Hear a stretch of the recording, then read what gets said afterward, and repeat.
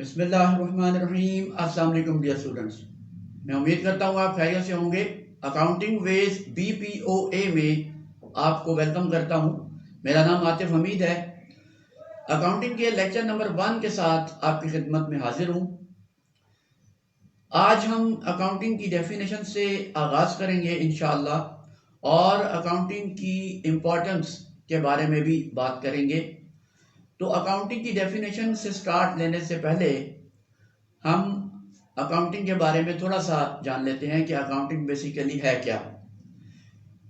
कोई भी कारोबार हम करें, उसको करने के लिए हमें उसमें जो भी मामलात होते हैं माली तौर पर, जैसे हम पैसे का लेन देन होता है, हम कोई चीज़ खरीदते हैं, अखराजात करते हैं, आमदनी कमाते हैं और पैसा लगाते हैं, पैसा वसूल करते हैं, पैसा अदा करते हैं, तो ये मामलात को रिकॉर्ड करते हुए हमें बहुत सारे पेचीदगियों का सामना होता है। हमें एक प्रॉपर मैकेनिज्म की ज़रूरत पड़ती है और हमें ये जानने की ज़रूरत पड़ती है कि हम ये जो एक्टिविटी कर रहे हैं, जो कारोबार कर रहे हैं बेसिकली, क्या वो प्रॉफिट में है या लॉस में है। तो इसको बेहतर तरीके से जांचने के लिए हमें अकाउंटिंग का सहारा लेना पड़ता है। अकाउंटिंग एक बिजनेस की लैंग्वेज के तौर पर अपना काम सर अंजाम देती है। इसको हम कह सकते हैं कि accounting is a language of business. आप कोई भी कारोबार करें, चाहे वो छोटा है चाहे वो बड़ा है, उसको संभालने के लिए, उसको प्रॉपर तरीके से चलाने के लिए अकाउंटिंग का सहारा आपको लाजमी लेना पड़ेगा। उसकी वजह यह है कि आप कारोबार की एक्टिविटी कोई एक दिन तो नहीं करते। अगर आप एक ही दिन कारोबार करें तो फिर तो आपको इस एज सच अकाउंटिंग की कोई ज़रूरत नहीं है। लेकिन क्योंकि आपने कारोबार हर रोज़ करना है, तो जैसे जैसे आप रोज़ बरोज़ कारोबार करते जाते हैं, वैसे ही आपके मामलात जो हैं वो ज़्यादा से ज़्यादा होते जाते हैं।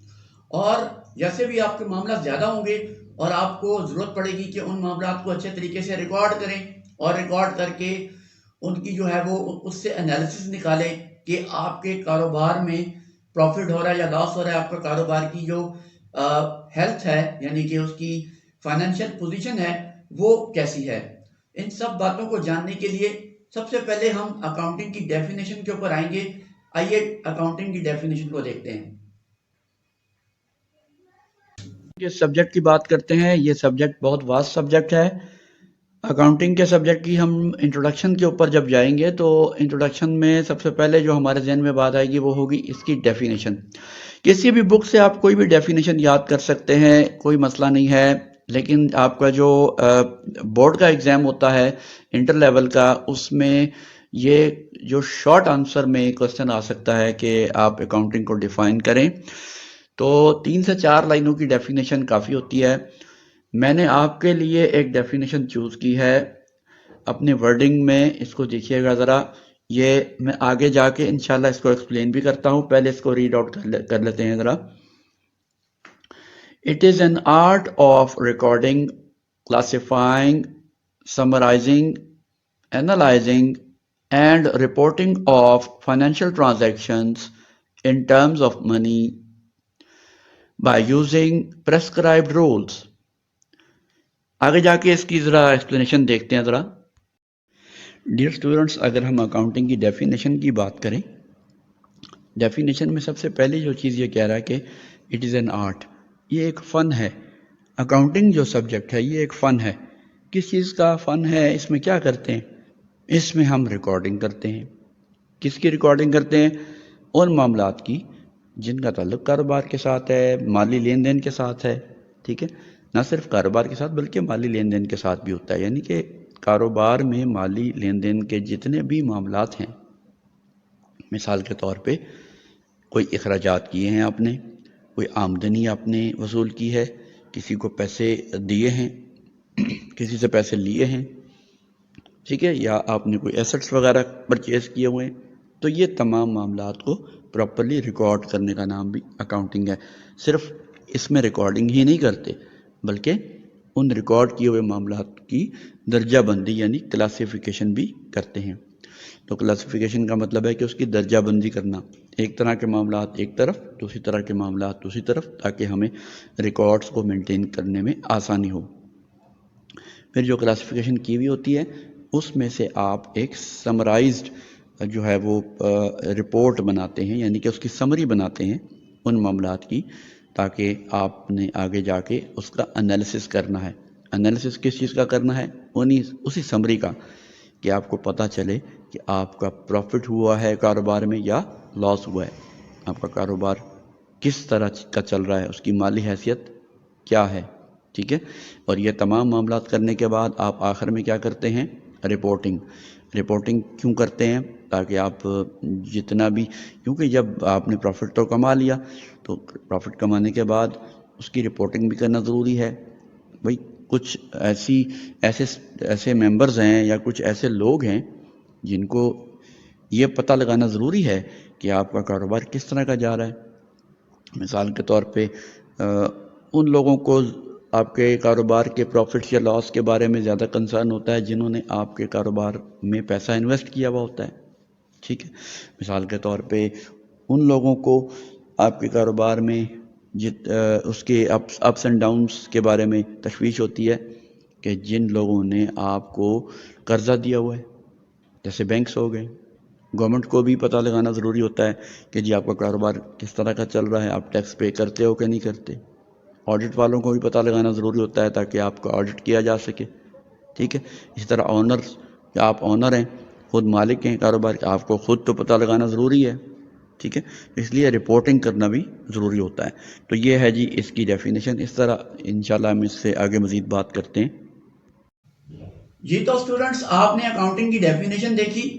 اب ہم اکاؤنٹنگ کے سبجیکٹ کی امپورٹنس کے اوپر ذرا نظر دوڑاتے ہیں کہ اکاؤنٹنگ کا سبجیکٹ کتنی امپورٹنس کا حامل ہے۔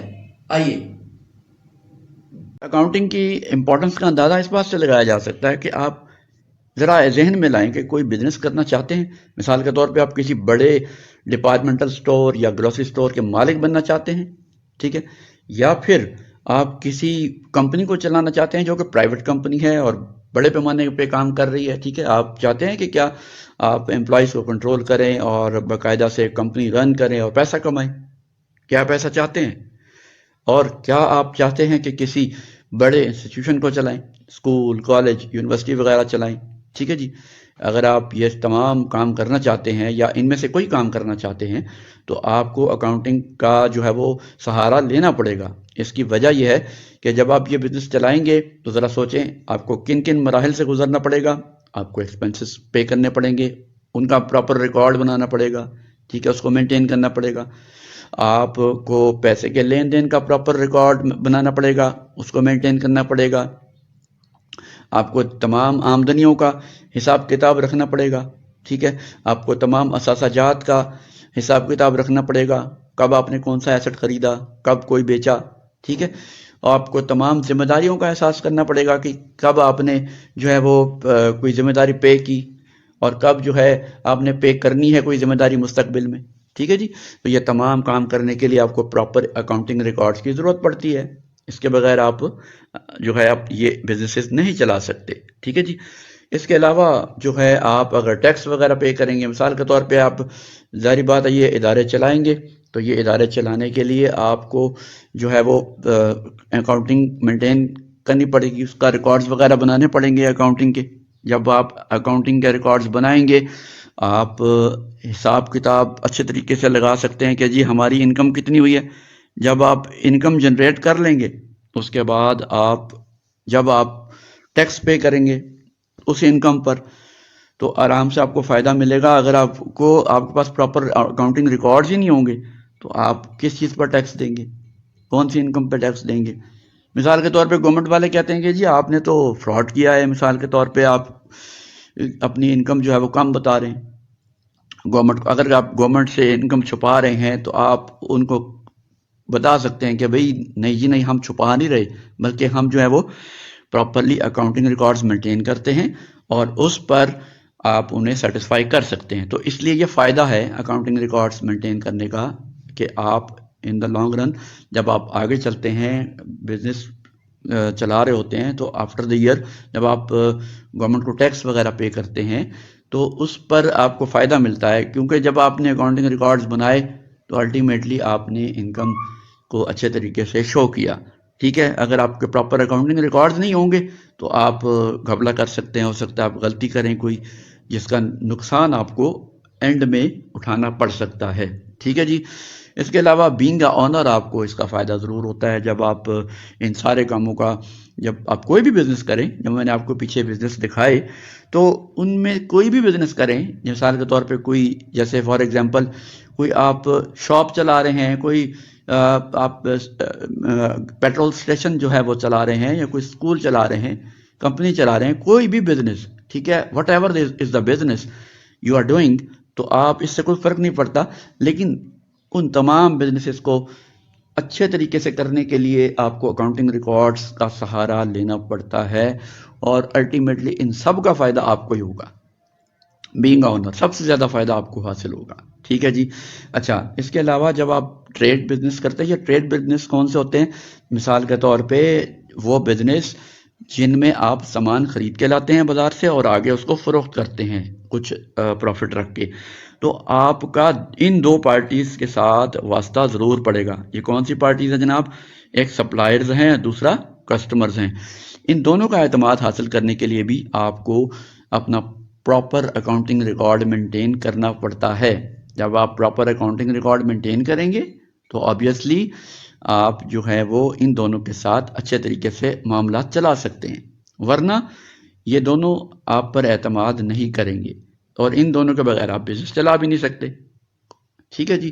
اس کے علاوہ جب آپ آڈٹ کرواتے ہیں، جب آپ کسی بھی فرم سے آڈٹ کرواتے ہیں تو وہاں پر جی انہیں آپ دکھاتے ہیں کہ جی ہم نے پراپر اکاؤنٹنگ ریکارڈز مینٹین کیے ہوئے ہیں.